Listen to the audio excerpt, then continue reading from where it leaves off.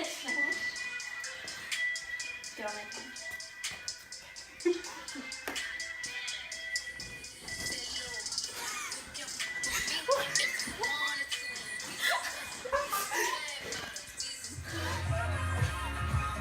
I'm having so much fun at this party. I know, right? It's the definition of lit.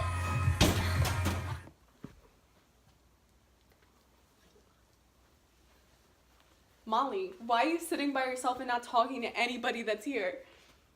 Yeah, Molly, you're always on your phone. I bet you couldn't go 1 week without it. I mean, it's not you, it's everyone. Being obsessed with our phones is a serious problem that's overtaking our generation. Are you kidding me? I am not obsessed with my phone. I could easily go 1 week without it. In fact, I'll do you one better, and I'll go a whole year without any type of electronics at all. That sounds like a deal, but first we'll have to set some guidelines to ensure that you can't cheat. Fine. Good point. Molly, you will be kept in my basement for 1 year with no electronics at all. You'll be provided with food, water, books, and music. You can entertain yourself any way you want as long as there's no electronics involved. Okay, that's fine with me. I'm confident I can get through this year of no electronics with no problem. Okay, whatever you say. You will begin your year of no electronics on October 17th, 2017 at 12 p.m. and end your year at October 17th, 2018 at 12 p.m. During the first month, Molly chose to read. She read every book she could get her hands on, simply to distract herself from the boredom that she faced. Oftentimes, she could be found working out. She felt that it improved her mental and physical state. This is so easy. I could go the rest of my life without my phone.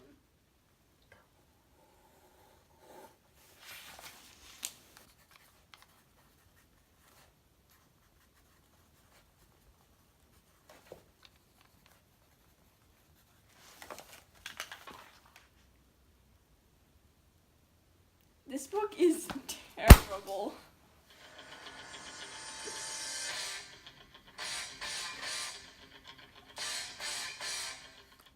During the second and third months, Molly researched a broad spectrum of topics. The bet had sparked her interest in technology addiction that she quickly realized had taken over the country. Molly read lots of medical journals as she became interested in being a pediatrician when she was older. Molly also read articles on anthropology and was suddenly very interested in human nature. Wow. People are really obsessed with their phones. In the fourth month, Molly continued her studies on different subjects. However, she chose to read lots of philosophical papers. Additionally, Molly found a sudden interest in butterflies and researched many journals on metamorphism. Molly's behavior changed suddenly during the fifth month. In the weeks of the fifth month, Molly could often be heard crying. She was very miserable and refused the meals Emma and Julia provided her for. For a majority of her time, she sat on the bed in a state of depression.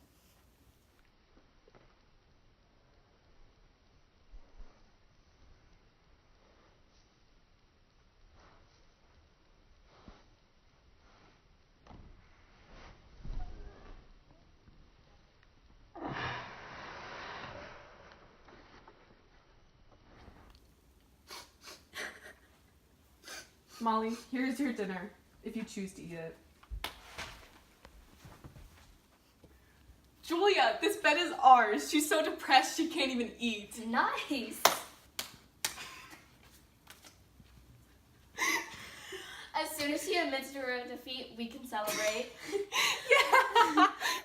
Despite her attitude in the fifth month, Molly refused to forfeit the bet. Instead, she found a new approach to conquer her boredom. Molly asked that the radio be placed on her nightstand. All throughout the 6th, 7th, and 8th months, Molly would listen to music. She was in a much happier mood than before. Sometimes she could be heard singing into a microphone and dancing along. Molly began listening to podcasts, as well as the radio station. Molly felt that these podcasts instilled her with knowledge. Her personal favorite was the podcast After Dark, and it could be heard playing on repeat. All this music has made me a much happier person and given me a positive outlook on life, and I have gained more knowledge from these podcasts.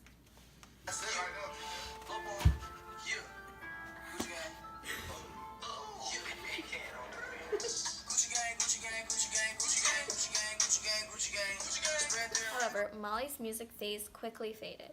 She began working out all the time and could be often found using the mini basketball hoop in Emma's basement.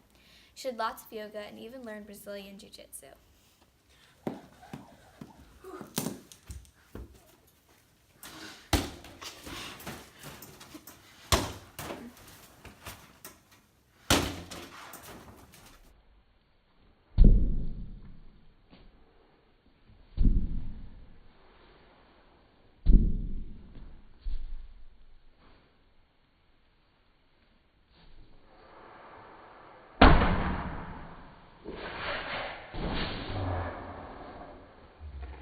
Go now.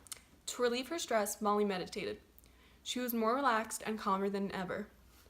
She found herself more focused and even began requesting healthy and organic foods. Molly also began researching the phone epidemic again. I am a much more relaxed and peaceful person. Once this bet is over and I return to school, I will have excellent grades because I am so focused. It has come down to the final hours, and Julia and Emma are worried Molly might be able to complete the bet. They started off the bet with so little confidence in Molly that they never thought of how they would be able to purchase their new phone. Over the year, neither of the girls have been saving money, and the newest iPhone is ridiculously expensive. Julia, I'm in the zone. I'm so nervous. Molly's determined to win this bet, and I think she's going to be able to do it. If she wins, how are we going to be able to buy the iPhone X? Not only that, but our pride will be diminished. Don't worry, Emma. I have a plan. Tonight, we're going to sneak in, and we're going to place the phone on her nightstand. In the morning, when she sees it, she'll never be able to fight the urge to go on it. And this means that we won't even have to worry about that. In the meantime, Molly was very busy in her room. Dear Emma and Julia.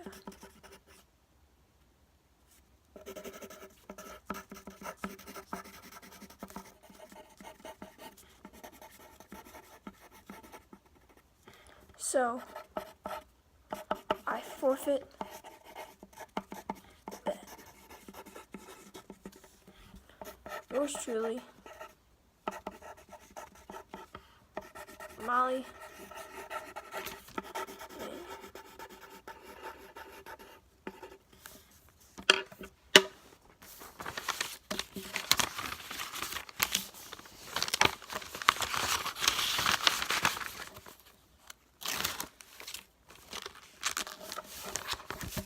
All done. As nighttime approached, Emma and Julia planned to carry out their plan.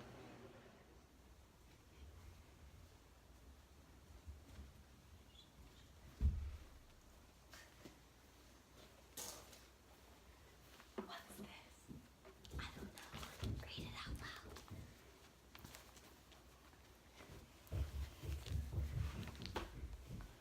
However, when Emma and Julia went to put the phone on the table, they came across a letter.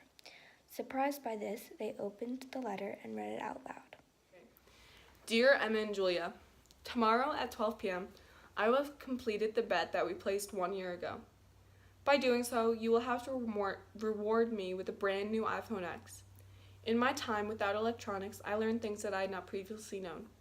I read thousands of scientific journals and articles about how phones are ruining our generation. With all this new knowledge I have acquired, I am a changed person. I am appalled by how unsocial our generation has become. I have a great deal of sympathy for them. I do not wish to become unsocial again. So, I forfeit the bet.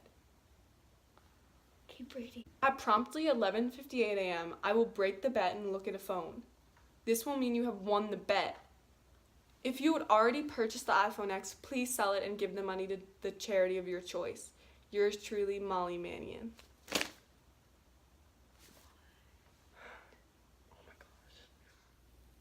With this news, Emma and Julia were filled with joy. They would not have to sacrifice their pride and thousands of dollars to buy the new phone. Emma and Julia were delighted. They cried with happiness.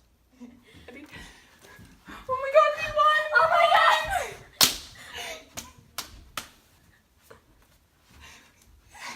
Yes! Molly never forgot the knowledge she gained during the bet. She went on to graduate high school, the number 4 student in her class. She went on a full scholarship to Johns Hopkins, studying to be a nurse. She now works as a pediatric nurse in Boston, where she lives with her 4 kids and husband. Julia went on to graduate from the University of South Carolina, where she studied to be a child psychiatrist and played Division I lacrosse. She met her husband at school, and later Julia became a mother to 3 beautiful girls and 1 handsome boy. Emma was equally as successful as the rest. She graduated from high school and went on to a full scholarship at University of Pennsylvania. There she studied to be a pediatric physician's assistant. She married her high school sweetheart, moved to Long Island, New York, and gave birth to 4 lovely children. Even though the bet was placed long ago, Molly, Julia, and Emma have not forgotten the values they learned from it. All 3 of them try to live their lives as electronic-free as possible. They all lived happily ever after. Dear Emma and Julia, I'm so out of breath. Okay. Wait, time out. Oh my god. Do you have a phone to put on the nightstand? You have to have a phone to put on the nightstand. Oh yeah. Here. Molly, you're always on your phone. I bet you couldn't go 1 week without it.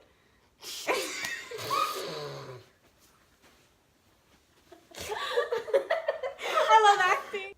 I do not wish to become unsocial again, so I forfeit the bet. I promptly... That was so funny! We both... Molly, look at this! Month, Molly could often be heard crying. She was often... Why is there all... Okay.